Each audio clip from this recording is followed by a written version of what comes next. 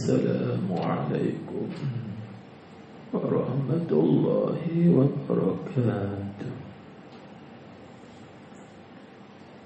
إلى حضرة النبي المصطفى سيدنا ومولانا محمد صلى الله عليه وسلم وعلى آله وأصحابه الكرام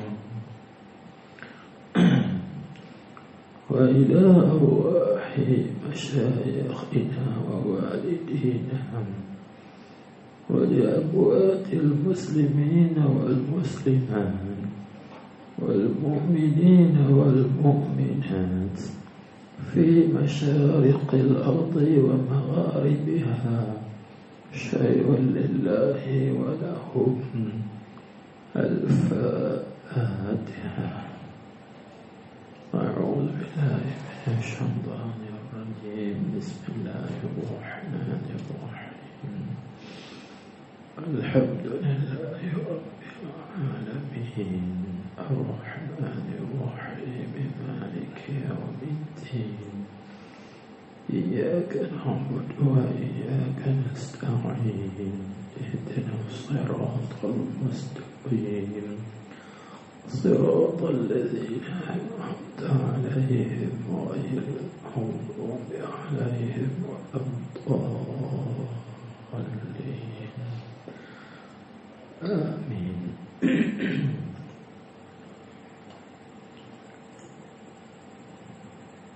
بسم الله الرحمن الرحيم.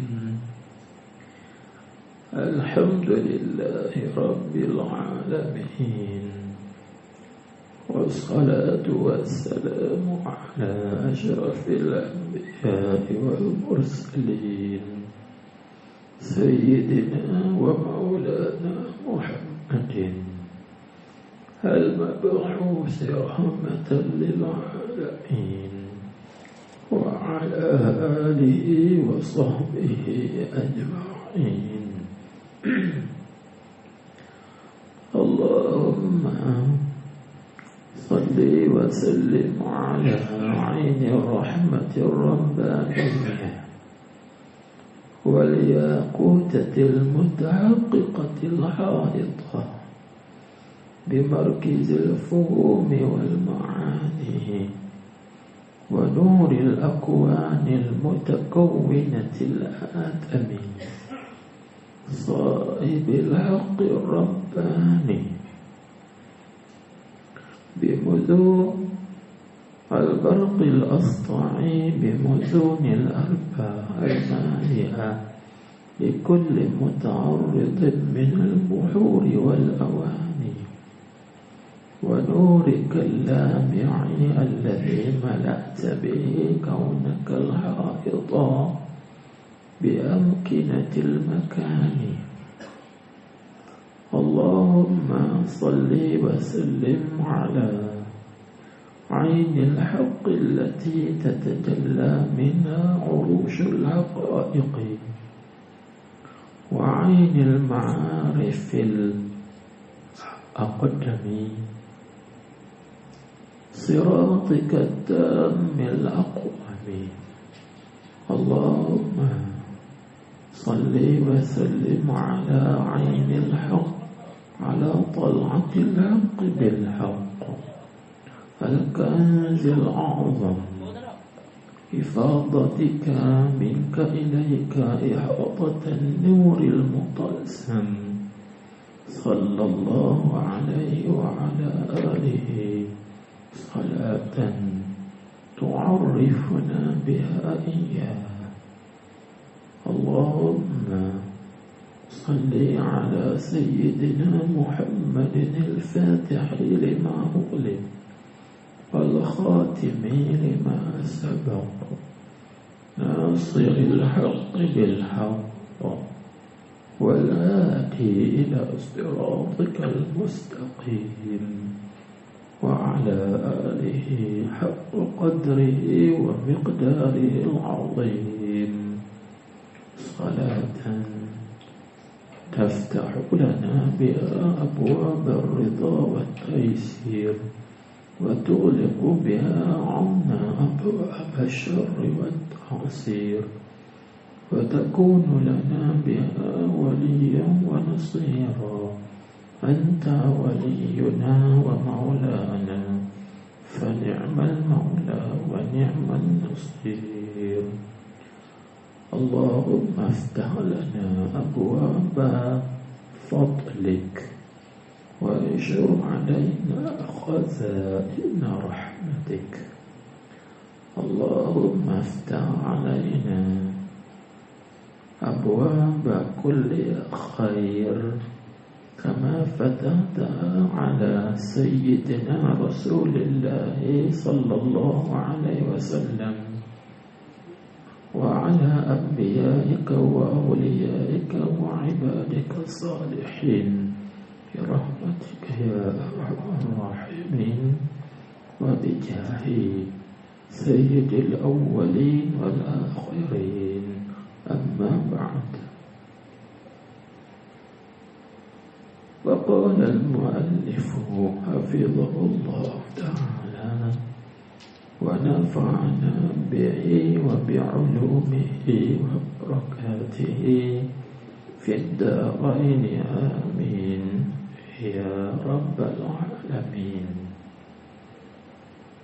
Maka tiada syarat itulah.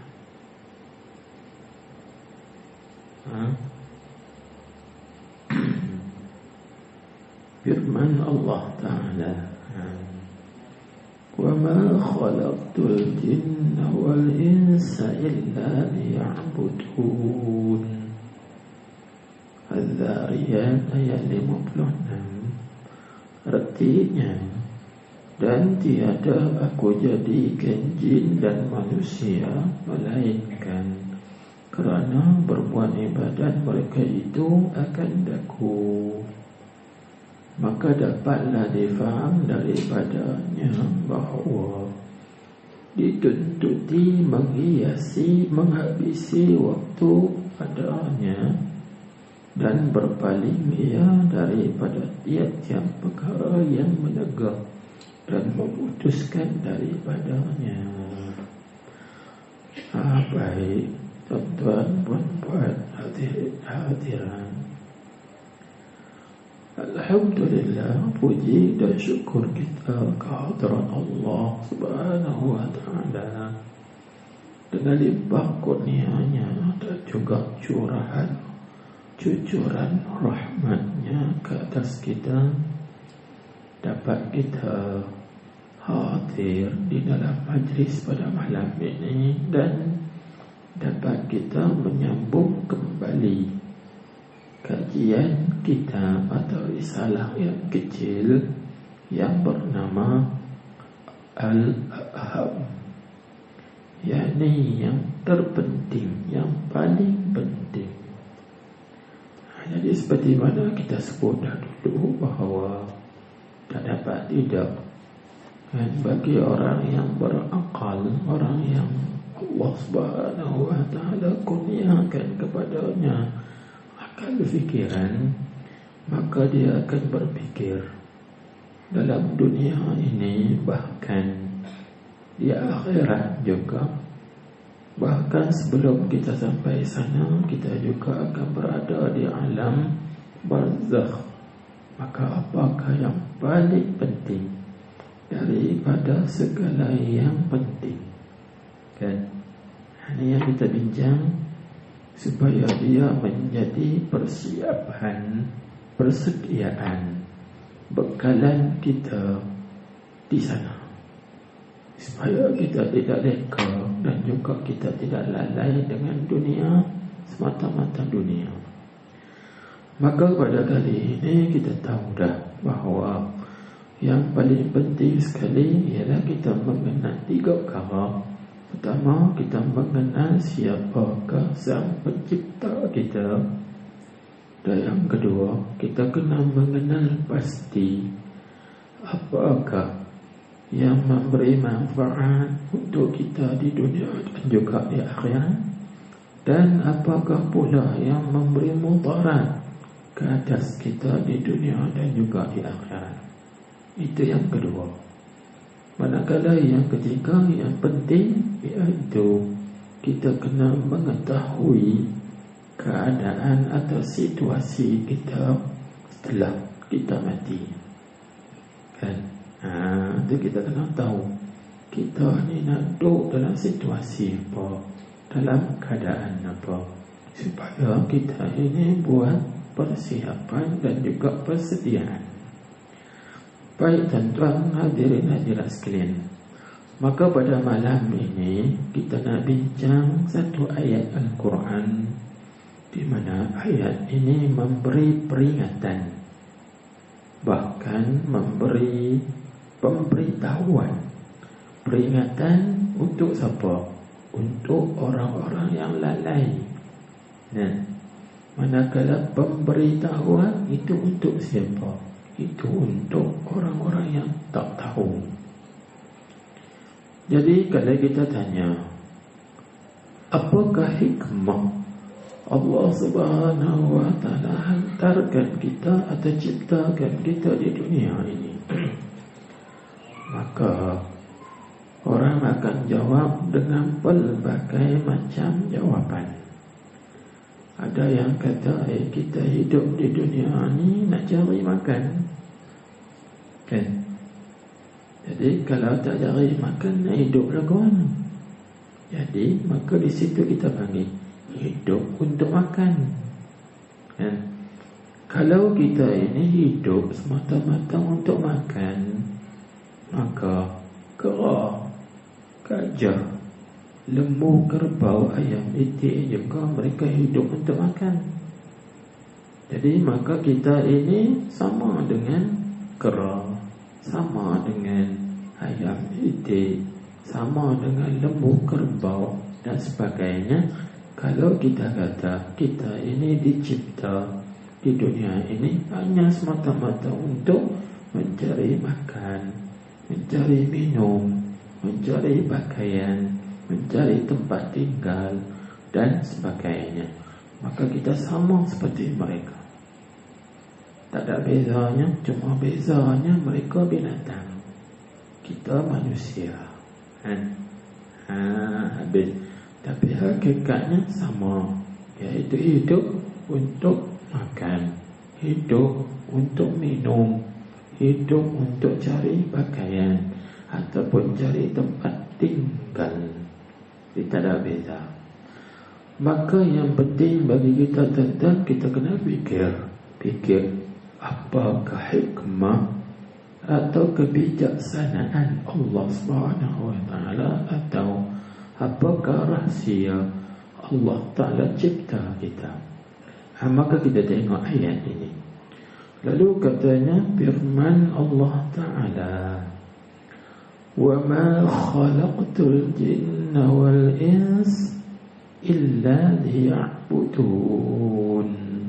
Surah Al-Dhariyat ayat 56, yang artinya, dan tiada aku jadikan, yakni tidak aku ciptakan jin dan manusia melainkan kerana berbuat ibadat mereka itu akan daku.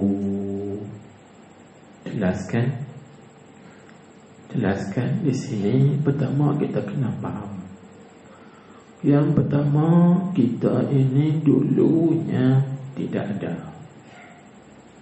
Lalu Allah Subhanahu wa ta'ala ciptakan kita ini daripada tiada kepada ada. Maka adanya kita ini di dunia ini adalah merupakan satu nikmat daripada Allah Subhanahu wa ta'ala. Iaitu nikmat apa tuan-tuan, puan-puan? Dia panggil nikmatul ijad. Nikmat ijad. Nikmat ijad ini maksudnya nikmat Allah Ta'ala mengadakan kita daripada tiada kepada ada. Baik, apabila Allah Subhanahu wa ta'ala mengadakan kita, menjadikan kita, menciptakan kita daripada tiada kepada ada soal. Apakah Allah Ta'ala cipta kita ini sia-sia? Apakah Allah Ta'ala cipta kita ini saja-saja? Tak ada faedahnya, tak ada kegunaannya? Tidak. Jawabnya tidak. Kerana apa kita kata tidak? Kerana sia-sia itu adalah kekurangan. Sebab itu tuan-tuan, kita buat satu perkara yang sia-sia, yang tak ada faedah, yang tak ada manfaat, itu menunjuk kita kurang. Kan? Kita buat perkara tak ada faedah, itu menunjuk kita ini kekurangan. Jadi itu. Maka jangan kita buat perkara tak ada faedah. Jangan kita buat perkara tak ada manfaat. Kerana itu menunjuk kita ini orang kurang, dipanggil. Jadi kekurangan itu dipanggil mustahil atas Allah Subhanahu wa ta'ala. Kerana Tuhan kita maha suci daripada kekurangan. Nah, itu disebut oleh ulama annal abath muhal, kan, wa kullu muhalin mustahil, wa kullu annal abath muhal. Jadi bagi apa? Perkara sia-sia itu adalah mustahil atas Allah Ta'ala. Itu juga perkara sia-sia itu naqsun, kekurangan. Wa kullu naqsin muhalun alaihi ta'ala. Setiap kekurangan mustahil atas Allah Subhanahu wa ta'ala. Tuhan tak buat perkara yang sia-sia. Kalau gitu di sini kita nampak, oh, Allah Ta'ala cipta kita daripada tiada kepada ada, itu merupakan satu nikmat. Maka yang pertama sekali, wajib atas kita ini mensyukuri nikmat. Nikmatul ijad. Kemudian Allah Ta'ala mengadakan kita daripada tiada kepada ada. Lalu kalau Tuhan tak bantu kita, tak tolong kita dengan nikmat-nikmat bantuan yang lain, kita boleh hidup tak? Tak boleh hidup. Tuhan tak bantu kita dengan akal, kita boleh tak hidup di dunia ini? Tak boleh hidup. Kalau Tuhan tak bantu kita ini dengan tenaga kudrat, kan, kita boleh hidup tak? Tak boleh hidup.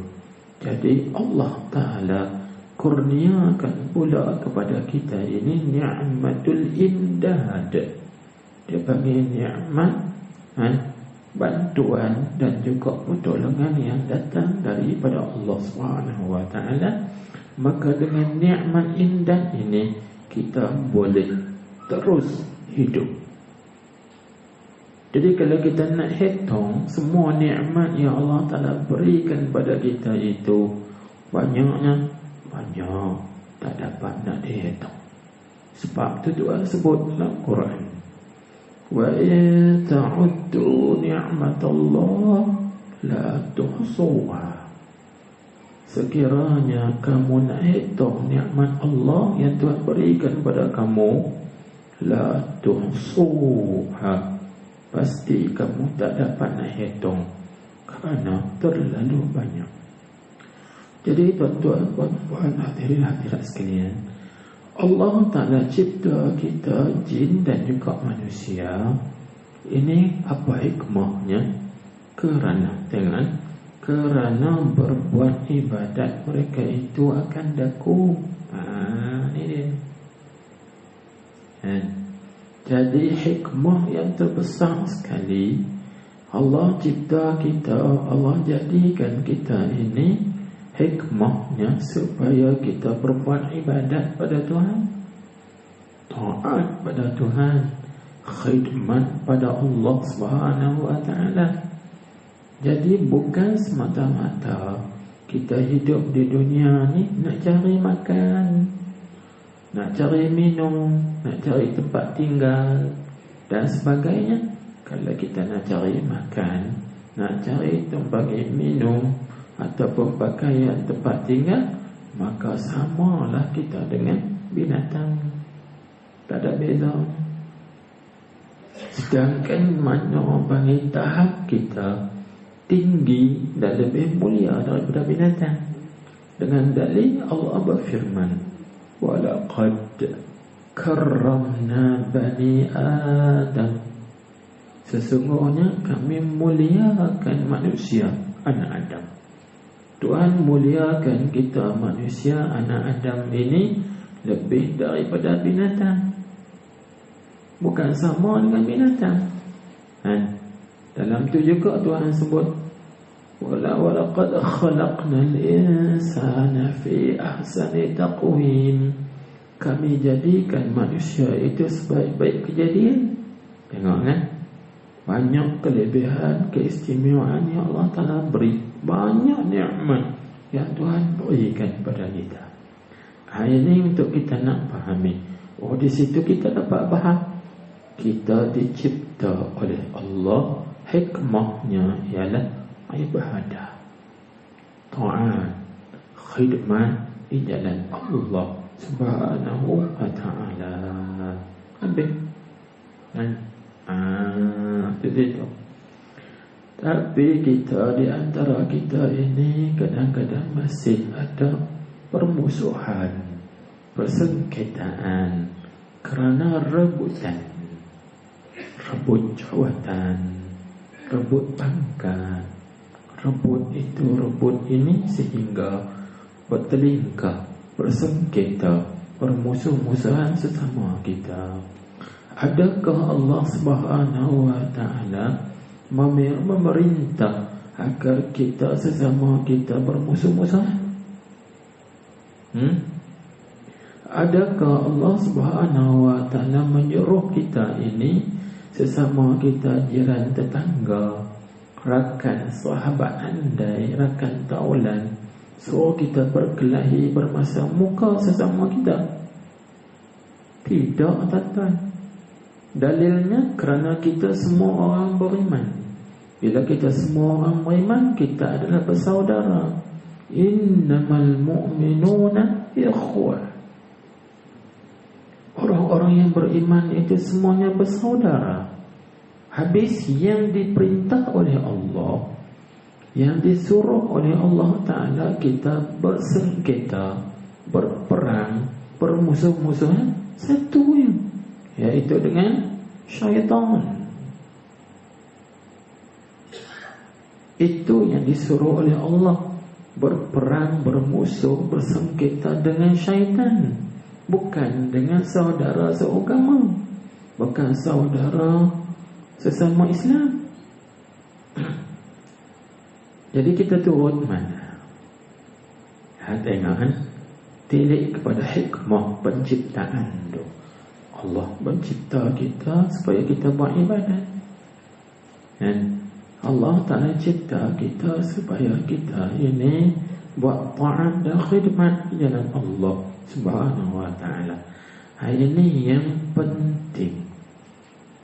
Pak kita tukar penting, bicara yang tak penting.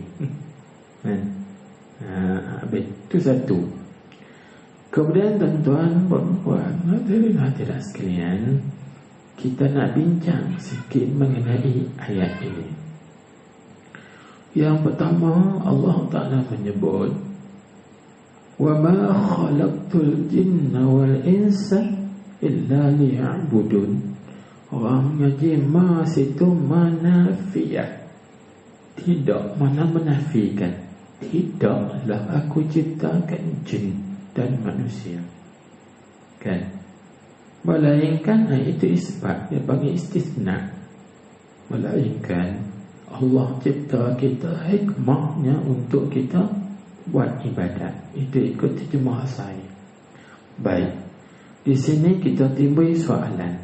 Dalam ayat ini Allah Subhanahu wa ta'ala memulai kalamnya dengan sebut jin, lepas ins, manusia.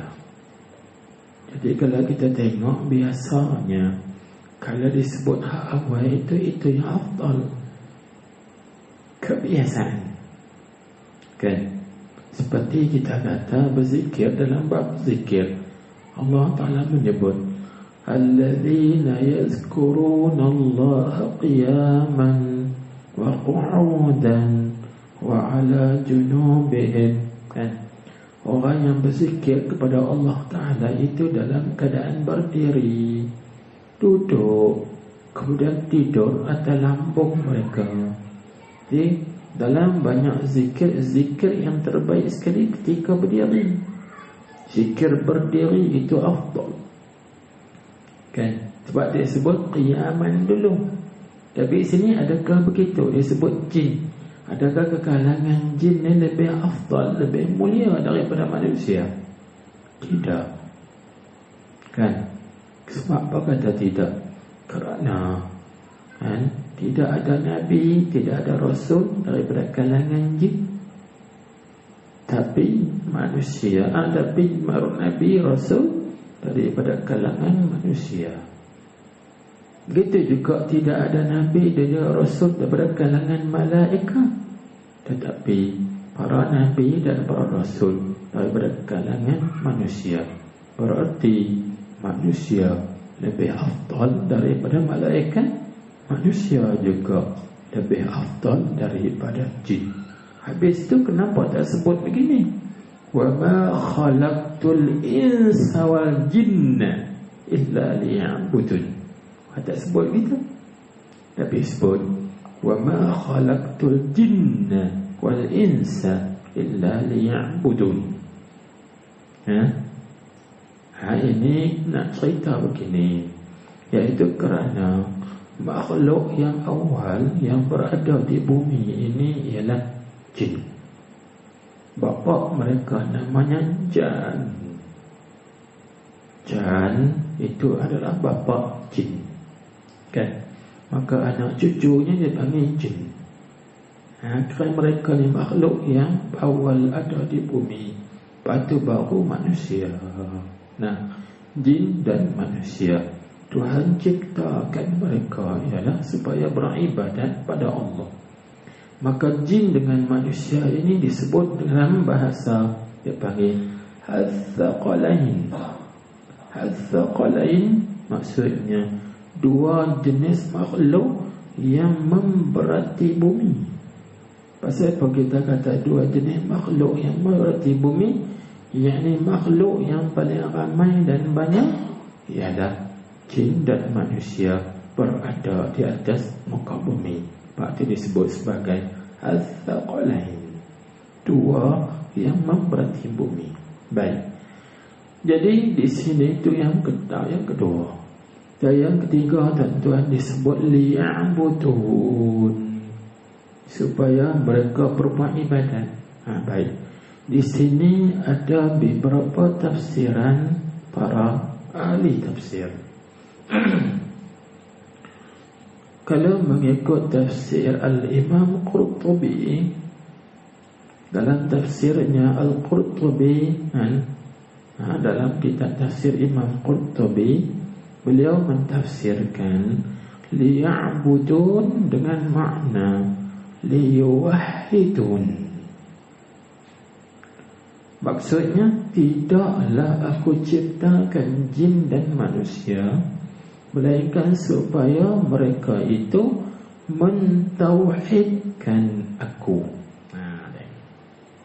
Hikmah Allah Ta'ala menciptakan kita manusia dan jin ini supaya kita mentauhidkan Allah, yakni kita mengiktikadkan akan keesaan dan ketunggalan Allah.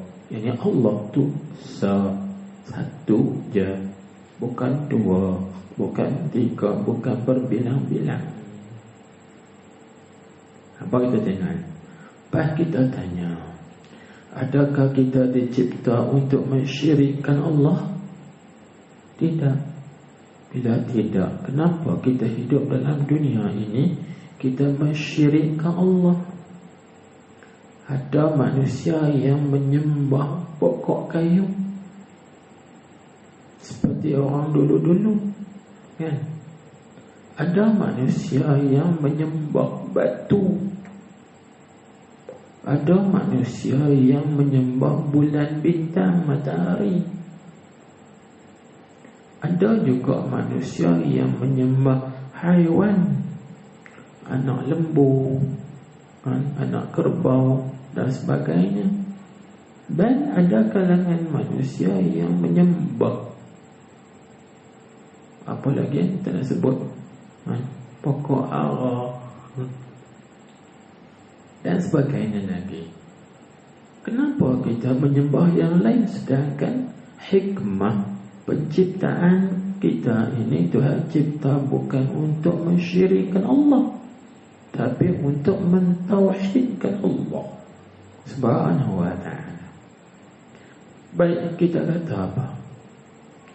Ataupun dalam bahasa yang lain dia panggil menyembah asnam, berhala-berhala.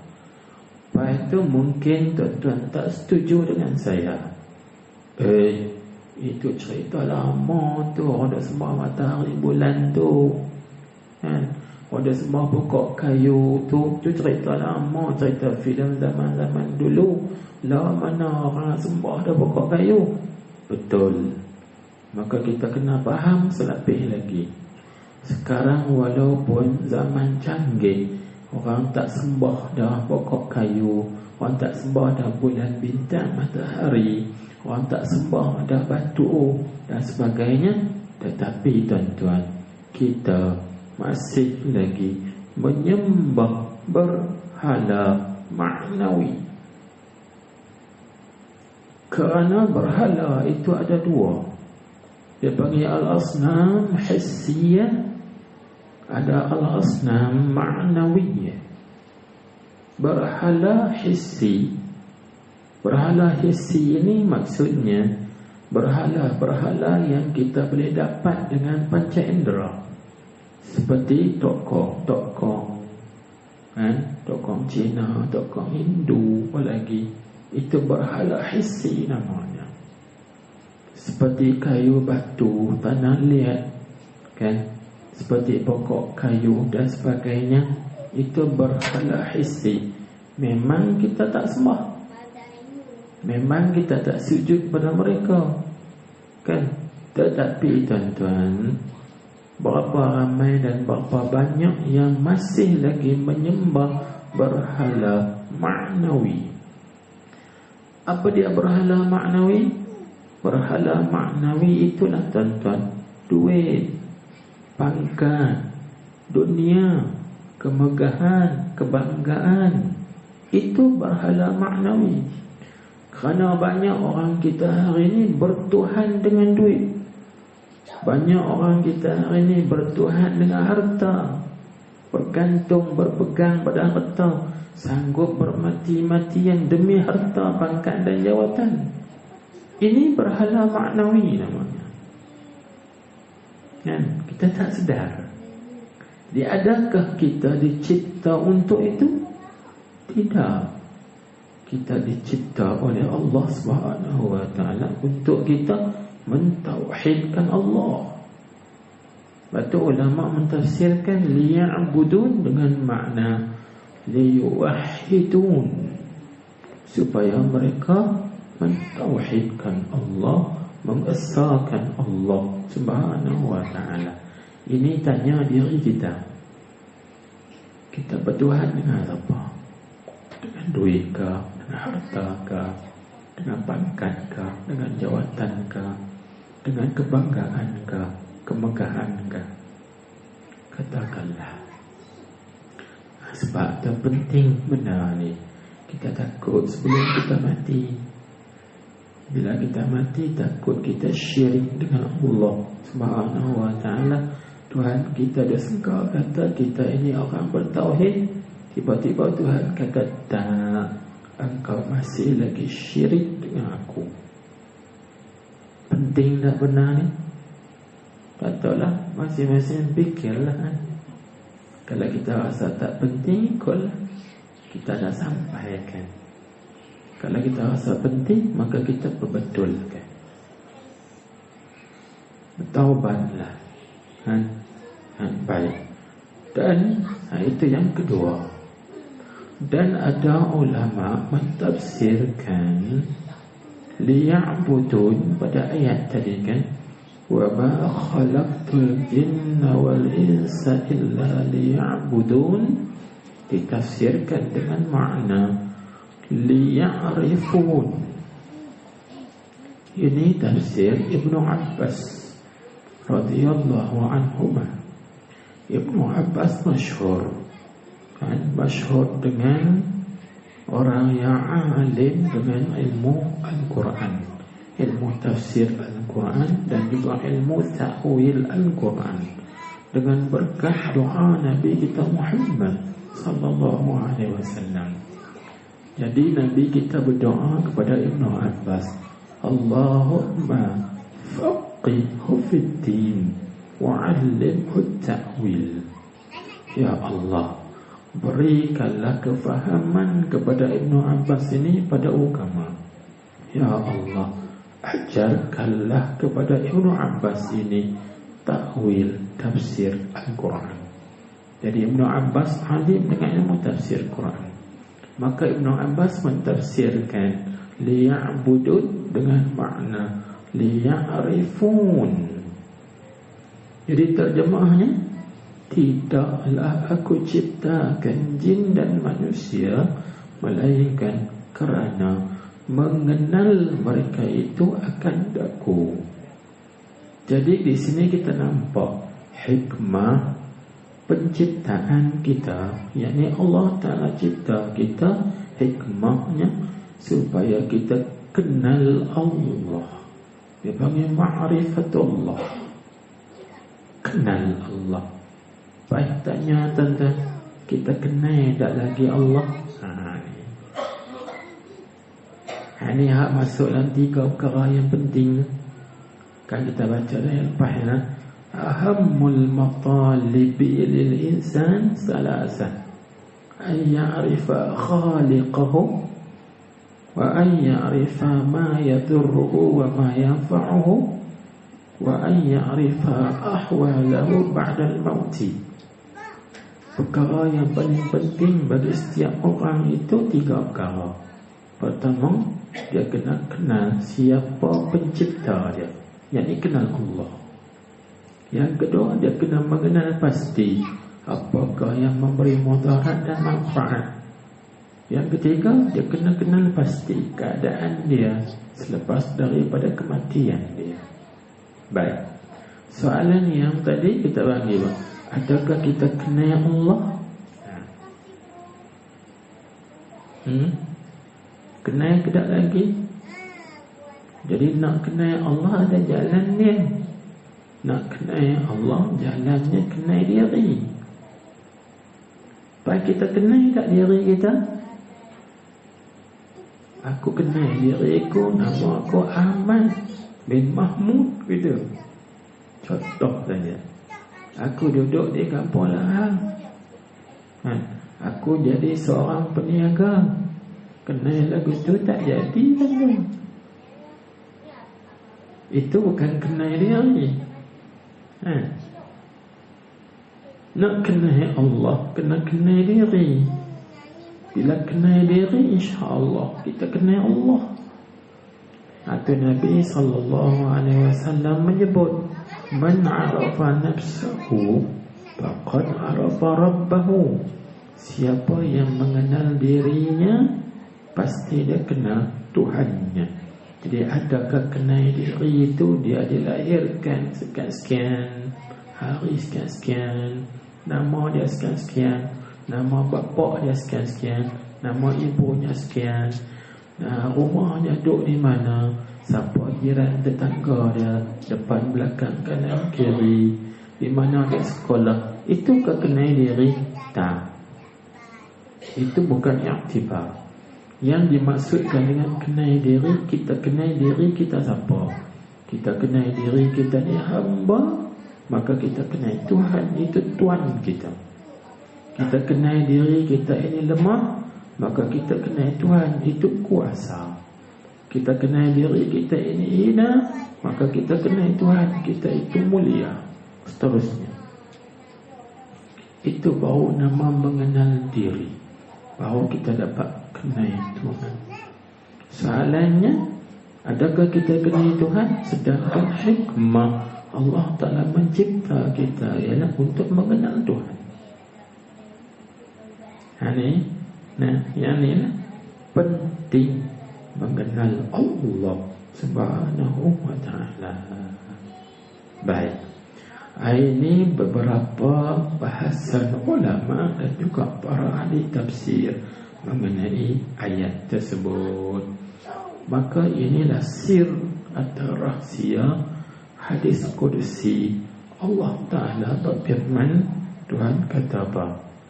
Kuntu kanzan makhfiyan la u'rafu fa ahbabtu an u'rafa fa khalaqtul khalqa li u'rafa. Hadis ini riwayat Imam Al-Ajluni.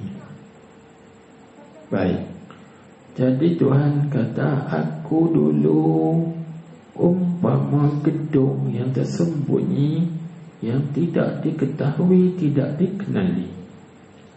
Lalu aku suka bahawa aku nak dikenali. Maka bagaimana cara Allah Ta'ala nak memperkenalkan dirinya kepada kita supaya dia dikenali? Caranya Tuhan ciptakan makhluk. Fa khalaqtul khalqa li'u'rafa. Lalu aku cipta makhluk ini supaya aku dikenali. Jadi Allah Ta'ala cipta kita daripada tiada kepada ada, hikmahnya supaya kita kenal dia. Maka muafakat dengan tafsir Ibn Abbas, tidaklah aku ciptakan jin dan manusia melainkan aku supaya mereka mengenal aku. Muafakat kan? Muafakat di situ. Lepas tu kita hidup di dunia ini, kita kenal tak Tuhan? Atau kita ambil penting tak untuk kita nak kenal Tuhan? Ada di kalangan kita tak penting tu. Yang penting kita kenal dunia, cari duit, cari kereta, buat tu, buat gini. Kita kena kenal orang besar. Sebab bila kita kenal orang besar, kita boleh ambil kesempatan. Kita kena kenal menteri.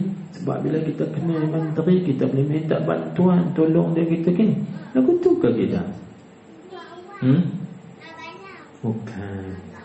Bukan. Itu tak penting. Yang penting kenal Allah, mengenali Allah Subhanahu wa Ta'ala. Bila kita kenal Allah, di situ kita akan mengenal tentang apakah yang disuruh oleh Allah dan apa yang ditegak oleh Allah. Maka yang disuruh oleh Allah kita kerjakan, yang dilarang oleh Allah kita tinggalkan. Bila kita buat apa yang Tuhan suruh, tinggal apa yang Tuhan tegak, kita disayang tak oleh Allah? Sayang. Ni yang nak penting, nak cari kasih Allah, kecintaan Allah, keredaan Allah, keampunan daripada Allah Subhanahu wa Ta'ala. Ini penting kan? Ini penting. Itu situ dipaham daripada ayat wa ma khalaqtul jinna wal ins illa liya'budun. Itu ringkas. Maka tengok kita balik teks dia kata, maka dapatlah difaham daripadanya. Tengok balik, maka dapatlah difaham daripadanya, yakni daripada firman Allah tu. Dapat kita faham mana bahawa dituntuti menghabisi waktu padanya, yakni pada berbuat ibadat. Padanya, yakni pada berbuat ibadat, dan berpaling ia seorang tadi daripada tiap-tiap perkara yang menegak dan memutuskan daripadanya, yakni daripada berbuat ibadat. Tu di situ dapatlah kita faham bahawa kita kena habiskan waktu kita ini dalam berbuat ibadat pada Tuhan.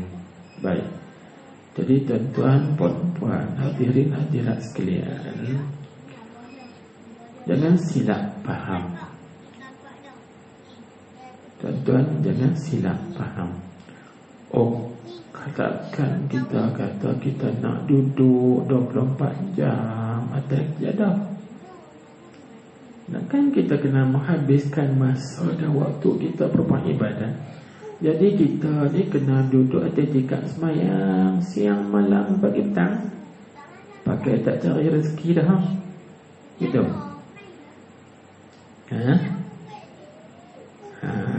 Jangan faham lagu tu. Kan? Ataupun kita kata, oh kan kita ini dituntut berbuat ibadat kepada Allah Subhanahu wa taala siang, malam, pagi, petang, sehabis waktu. Jadi kita ni pakai duduk dalam masjid 24 jam. Tak payah pergi pedang cari nafkah. Tak payah pergi kebun potong getah untuk nak cari nafkah anak isteri. Begitu kan? Jangan silap faham dan jangan sempit fikiran.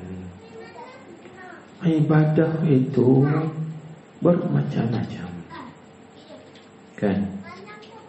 Ada ibadah yang berbentuk semayang, ada ibadah yang lain. Kan? Kita pergi cari nafkah, itu juga ibadah. Kita pergi bekerja buat pendang, kalau orang kampung buat pendang kan, atau potong getah, atau berniaga. Kalau orang bandar mungkin masuk pejabat, buat kerja. Adakah itu bukan ibadah? Tak, itu ibadah. Yang penting niat kita. Aku pergi kerja nak cari rezeki, nak jasara anak isteri, maka jadi ibadah. Jadi ibadah asalkan kita niat kerana Allah Subhanahu wa ta'ala, bukan kerana yang lain. Bukan mesti nak duduk pegang tasbih 24 jam. Subhanallah, subhanallah. Siapa yang mampu subhanallah 24 jam? Tak ada. Sebab tu hikmah Allah Subhanahu wa ta'ala mempelbagaikan, mewarna-warnikan ibadat. Tengok ibadah banyak kan? Ada ibadah zikir, ada ibadah semayang, ada ibadah baca Quran, ada ibadah salawat ke atas Nabi sallallahu alaihi wasallam, ada ibadah sedekah, ada ibadah tolong orang, menyuruh orang berbuat baik, itu ibadah. Menegur orang daripada buat keramungkan, itu ibadah. Macam-macam bentuk ibadah yang kita boleh buat. Kan? Taat yang kita boleh buat pada Allah Subhanahu wa ta'ala. Habis? Takkan itu kita tak boleh buat. Kan? Itu dia panggil ibadah. Hatta makan pun jadi ibadah. Asalkan kita niat betul kerana Allah. Tidur pun jadi ibadah, asalkan niat kita betul kerana Allah. Kan? Mana kita makan littaqwa, yakni untuk menguatkan tubuh badan kita berbuat ibadat pada Allah, maka makan tadi jadi ibadah, dapat pahala. Kita tidur, asal tidur itu hukumnya harus. Benda harus ini tak ada apa, pahala tak ada, dosa pun tak ada. Maksudnya tidur tu tak ada pahala, tak ada dosa. Tapi bila kita niat dengan tidur tadi untuk mencerdaskan tubuh badan kita buat ibadat pada Allah, maka tidur tadi dapat pahala, jadi ibadah.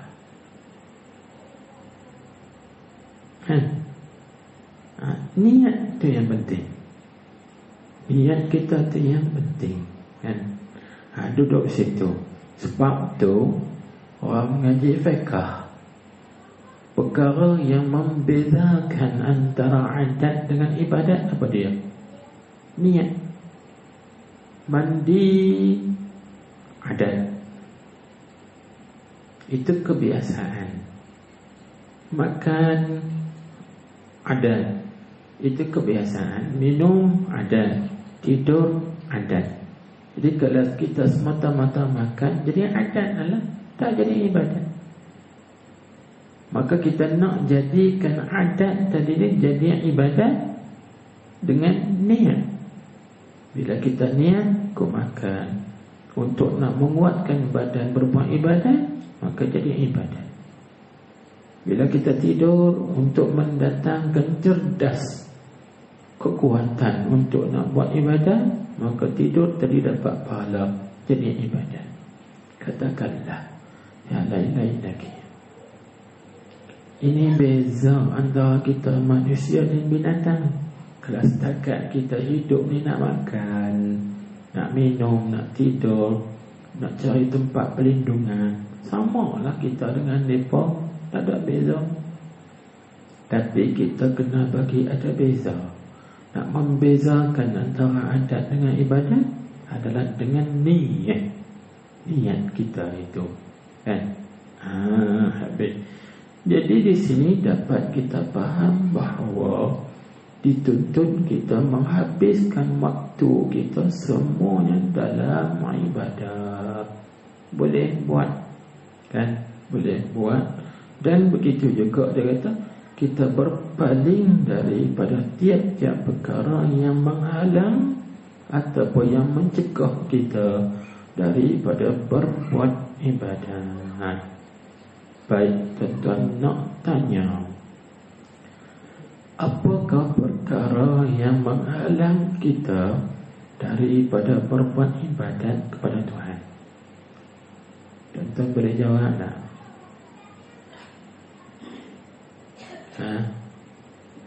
Pasal apa kita tidak boleh main ke masjid? Pasti ada benda yang menghalang, tak boleh main ke masjid. Pasal apa kita tidak boleh datang ke kuliah maghrib, kuliah subuh? Mesti ada sesuatu yang menghalang kita daripada datang. Tak ada. Benar tak kita cari benda apa yang menegah aku, benda apa yang menghalang aku daripada datang sembahyang jemaah di masjid? Apa benda yang menghalang aku daripada kita datang dengan kuliah di masjid?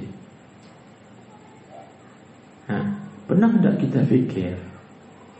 Pernah tak kita cari jalan penyelesaian? Taklah. Pasal apa tak? Sebab kita menganggap benda itu tak penting, kan? Benda itu tak penting, kan? Yang penting cari duit, yang penting cari harta. Apabila kita menganggap benda itu tak penting, itu menghalang kita.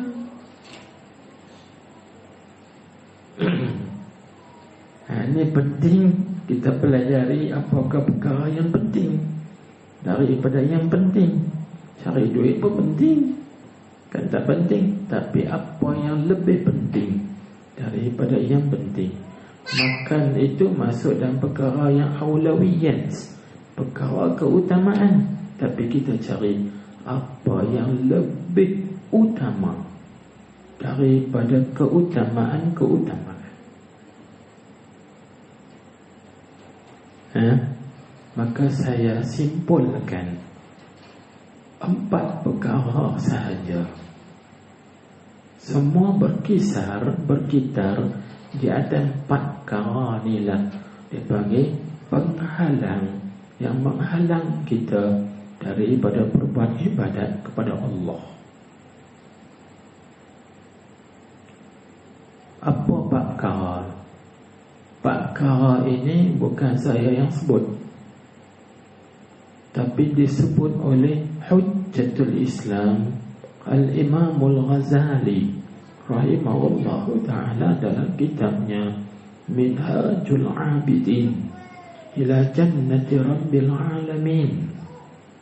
Imam Ghazali menyebut dalam kitabnya ada 4 perkara penghalang yang besar bagi seorang itu daripada berbuat ibadat, taat, khidmat kepada Allah. Maka 4 perkara ini disebut sebagai awaiq. Bagi faham istilah dulu. Awaiq, yakni mawani'. Bahasa kita panggil beberapa perkara yang menjadi pencegah atau penghalang seseorang itu daripada berbuat ibadat kepada Allah. Itu namanya awaiq atau mawani'. Dan ada ulama menamakan 4 perkara ini dengan a'da'ul insan. A'da'ul insan maksudnya musuh-musuh bagi setiap manusia. Itu bagi a'da'ul insan, musuh-musuh bagi setiap manusia. Setiap kita 4 perkara ni menjadi musuh. Apa makna musuh? Yakni menghalang kita, mencegah kita daripada perbuatan ibadat kepada Tuhan. Apa dia 4 tu? Tuan-tuan ingat dan buat balik. Sekali kita kata main ngaji malam ni nak buat balik banyak sangat. Ambil 4 ni je. Kalau tak boleh ambil semua pun jangan tinggal lagi semua. Ambil 4 ni, 4 ekor ni jadilah. Apa dia 4 tu? Pertama, dunia. Dunia adalah penghalang kita daripada perbuatan ibadat. Cuba kita tengokkan ahli-ahli dunia, pencinta-pencinta dunia, cari dunia siang malam pagi petang sampai tak dan main masjid tu. Sampai tak dan hadir majlis ilmu, sampai tak dan nak semayang pun ada. Pasal ulun dunia. Ini penghalang kita daripada perbuatan ibadat. Jadi sekali lagi insya-Allah saya terangkan apakah jalan penyelesaian dia. Yang kedua, penghalang bagi setiap insan daripada berbuat ibadat kepada Allah itu ialah makhluk. Makhluk ini juga menjadi penghalang daripada kita berbuat ibadat pada Tuhan. Tengok kan, bila kita nak main masjid, lagi ada saja-saja kawan-kawan ajak, jom kita pergi berkenal Kuati Canai malam ni. Tak boleh, aku nak pergi masjid, malam ni ada kuliah. Alah, kuliah tu setiap minggu kita nak keluar sekali-sekala ya. Kita pun sungguh juga nak tak jadi main ke kuliah, pergi makan, angin dan sebagainya. Penghalang kita daripada perbuatan ibadat. Nak pergi mana? Nak pergi masjid, malam ni ada kuliah. Tak sepi, lagi anak kita nak balik, cucu kita nak balik. Lama dah mereka tak balik. Sungguh juga tak main masjid kerana cucu nak balik. Penghalang kita daripada ibadat pada Tuhan. Katakanlah misal-misal, contoh-contoh yang lain. Kan, itu contoh saja. Maka ada tak jalan penyelesaiannya? InsyaAllah ada. Kita bilang dulu. Dan yang ketiga, penghalang kita daripada perbuatan ibadat kepada Allah, iaitu apa? Syaitan. Syaitan adalah merupakan penghalang kita daripada berbuat ibadat kepada Tuhan. Maka syaitan ni ada 2 kategori. Ada syaitan daripada kalangan jin, dia panggil syayatinul jin. Dan ada pula syaitan daripada kalangan manusia, maka dia panggil syayatinul ins, syaitan-syaitan manusia. Maka syaitan jin dengan syaitan manusia, manakah yang lebih kuat? Saya nak tanya tuan-tuan, mohon maaflah kita serius. Lawak pun lawak juga. Waktu serius kita kena serius, waktu lawak kita buat lawak juga sikit-sikit, tapi jangan lebih. Kerana lawak ni macam dengan garam. Gulai kalau garam terlajak, sedap tak? Sedap. Terlajak sikit-sikit tak apa, baru dia rasa lemak-lemak. Tak ada. Kita ni suka lawak pada awal sampai habis kuliah. Dapat apa? Dapat lawak. Tak mau lagu tu, sikit-sikit boleh. Apa nak tanya, tuan-tuan serius ataupun ikhlas bagi abang yang betul? Tuan-tuan takut syaitan manusia ke atau syaitan jin, syaitan hantu? Jawab Ustaz. Balik saya lagi jumpa kat rumah, depan rumah tu hantu kum-kum ke, hantu bungkus ke. Tuan-tuan takut hantu ke takut orang ke? Pasal apa tak jawab?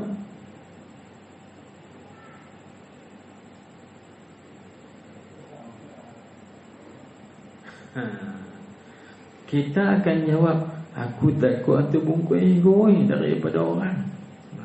Orang aku tak takut. Kita salah, tuan-tuan. Kita salah. Al-Imam Malik bin Dinar, Al-Imam Malik bin Dinar rahimahullahu ta'ala wa radhiya anhu, beliau berkata, aku lebih takut kepada syaitan manusia daripada syaitan jin. Aku takut lagi syaitan manusia daripada syaitan jin. Orang tanya Imam Malik, Imam Malik bin Dinar ni, kenapa engkau takut syaitan manusia daripada syaitan jin? Ya, sebab apa? Sebab kalau aku jumpa syaitan jin, aku baca ayat-ayat Quran seperti ayat kursi, maka dia lari jauh. Tapi kalau aku jumpa syaitan manusia, aku baca ayat kursi, dia pun baca ayat kursi. Maka dia, selagi aku baca ayat kursi, selagi dia dekat kepada aku. Jadi mana lebih takut? Syaitan manusia lebih bahaya lagi daripada syaitan jin. Ini kita kena tahu. Lepas tu ada tak jalan untuk kita nak menghadapi dan nak mengatasinya? Ya, ada tariqul khalas, ada tariqul hal. Dia panggil jalan penyelesaian, dia ada. Itu yang ketiga. Dan yang keempat, kan tadi kan saya abang ada 4 benda yang menjadi penghalang kita daripada berbuat ibadat. Yang keempat iaitu nafsu. 4 benda ni, ingat, dunia, makhluk, syaitan dan nafsu. 4 ni lah dia panggil penghalang yang besar daripada kita berbuat ibadat kepada Allah Subhanahu wa ta'ala.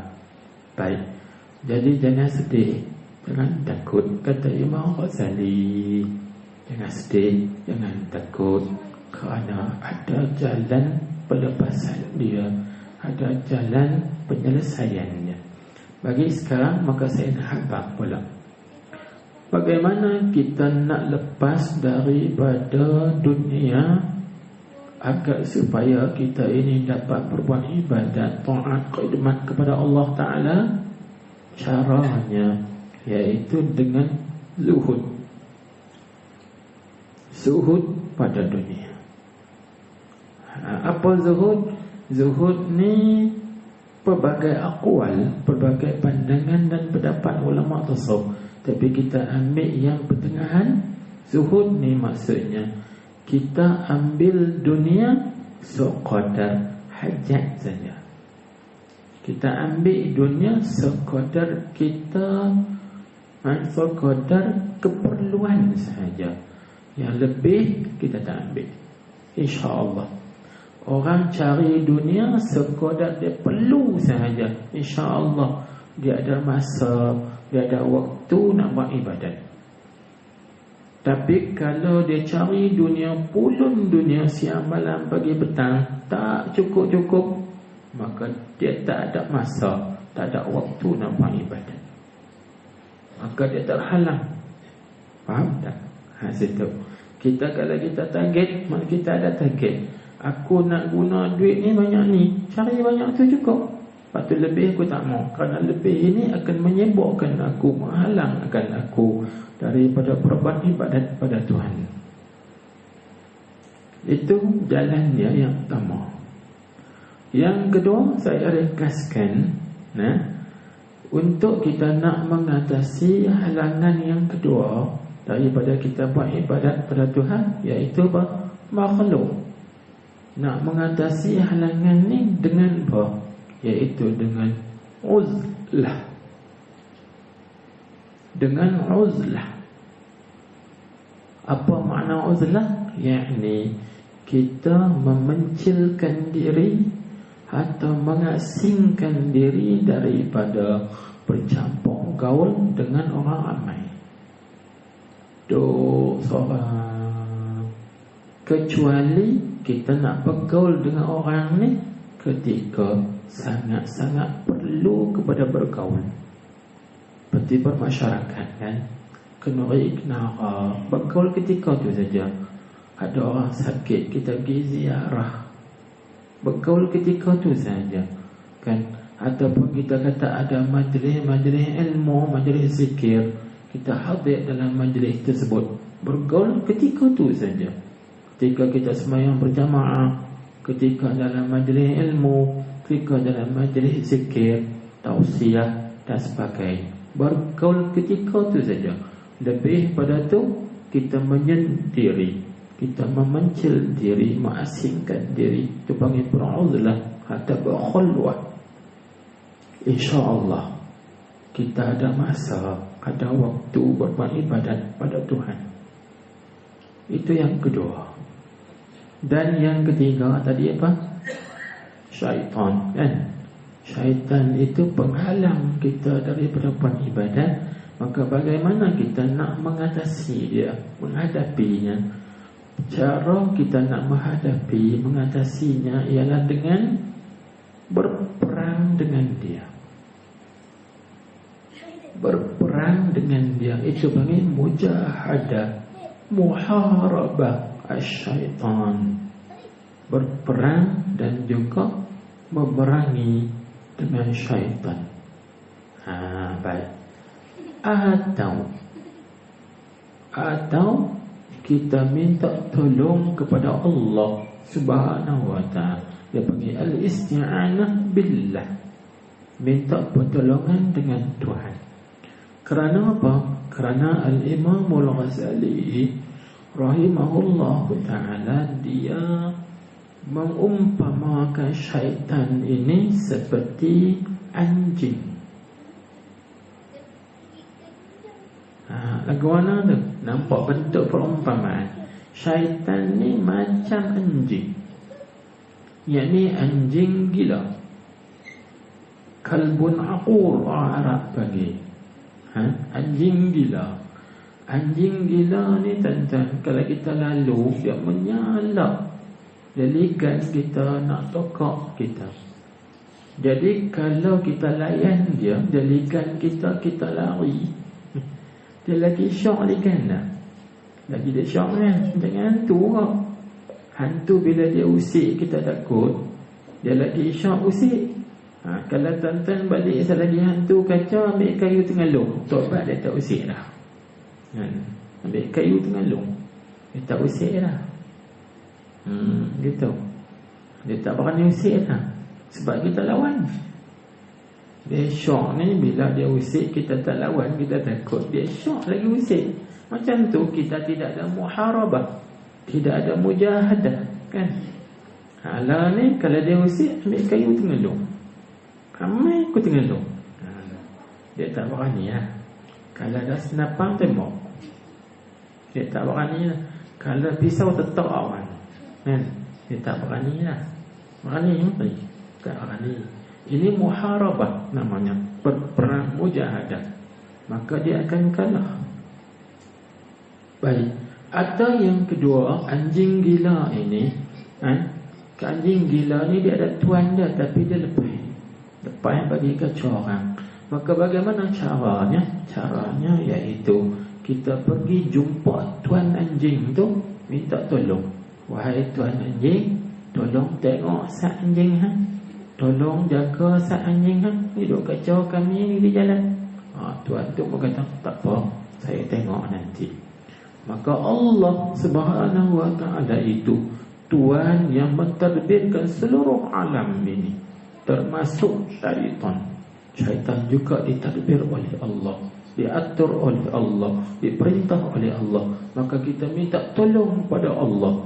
Ya Allah, tolonglah aku, bantulah aku, lindungilah aku daripada kacau gangguan syaitan. Faham tak? Itu Imam Ghazali buat perumpamaan. Gitu. Dan yang keempat, penghalang kita dalam berbuat ibadat iaitu nafsu, hawa nafsu. Jadi bagaimana tuan-tuan kita nak menghadapi, nak mengatasi, nak lepas daripada gangguan nafsu? Gangguannya juga adalah dengan jihadun nafs, yakni kita lawan dengan nafsu, lawannya dengan riyadah dan mujahadah. Yakni kita riyadah ni kalau bahasa baru dia panggil sukan. Di sini bukan makna sukan. Riyadah ni dengan makna kita melatih tubuh diri kita menyalahi segala tuntutan kehendak, keinginan dia. Tu makna riyadah mujahadah nafsu. Dia nak lagu tu, kita lawan dia, kita salahi dia. Yakni mukhalafah dengan dia, menyalahi dia. InsyaAllah bila kita buat semua ni, InsyaAllah barulah kita dapat menghabisi masa waktu kita untuk berbuat ibadat pada Tuhan. Itulah hikmah ciptaan Tuhan pada kita. Ini yang penting. Faham tak? Kita bahas al-aham, yang penting. Di situlah dulu sebagai kita buat permulaan selepas pada cuti Ramadan. InsyaAllah nanti kita sambung bulan depan. Dia kata, maka tiada syak lagi bahawa hamba di dalam negeri ini, yakni negeri dunia ini, musafir. Kita ini sebenarnya, kita hidup di dunia ini sebenarnya kita adalah orang musafir. Maka musafir ni tuan-tuan, adakah dia nak duduk di situ? Tak. Orang musafir ni dia nak teruskan lagi perjalanannya sehingga dia sampai kepada destinasi. Kita ibarat macam tu. Bukan ini tanah air kita. Ini bukan tempat tetap kita. Tempat tetap kita nung akhirat. Itu tanah air kita yang sebenar-benarnya. Cuma kita ini lalu saja, sementara. Maka di samping lalu tu kita mencari bekal untuk bekalan kita di sana. Tu ya. Habis itu nanti kita bincang lain. Wallahu subhanahu wa ta'ala a'lam. Mudah-mudahan apa yang kita kongsikan pada malam ini menjadi satu motivasi, satu cetusan, atau satu dorongan rangsangan kita ini nak buat tekun berbuat ibadat kepada Allah Subhanahu wa ta'ala, yang di mana ibadat itulah bekal kita di sana nanti. Kalau cukup bekal, alhamdulillah. Kalau tak cukup bekal, kita teruk. Sebab perjalanan di sana perjalanan yang jauh, tak ada penghujungnya. Pakai cukup tak apa. Kalau pakai tak cukup, kita penat, kita letih. Situ. Allahu a'lam. Subhanakallahumma wa bihamdik, asyhadu an la ilaha illa anta, astaghfiruka wa atubu ilaik. عملت سوءا وظلمت نفسي فاغفر لي فإنه لا يغفر الذنوب إلا أنت. اللهم صل على سيدنا محمد النبي الأمي الحبيب المحبوب العالي القدر العظيم الجاه وعلى آله وصحبه وسلم تسليما. بسم الله الرحمن الرحيم. الحمد لله رب العالمين وصلى الله وسلم عليه. اللهم افتح علينا حكمتك وانشر علينا رحمتك يا أرحم الراحمين. اللهم اهدنا وسددنا. اللهم إنا نستودعك ما علمتناه فردده إلينا عند حاجتنا إليه ولا تنسناه برحمتك يا أرحم الراحمين. اللهم اجعل جمعنا جمعا مرحوما مشكورا وتفرقنا من بعده تفرقا معصوما مغفورا. ربنا آتنا في الدنيا حسنة وفي الآخرة حسنة وقنا عذاب النار. اللهم اختم لنا يا الله بحسن الخاتمة ولا تختم علينا بسوء الخاتمة. اللهم اعتق رقابنا ورقاب آبائنا وأمهاتنا وإخواننا وعشيرتنا من عذاب القبر ومن عذاب النار برحمتك يا عزيز يا غفار يا كريم يا ستار يا حليم يا جبار يا الله يا الله يا الله يا أرحم الراحمين. إنك على كل شيء قدير وبالإجابة جدير. وصلى الله وسلم عليه والحمد لله رب العالمين.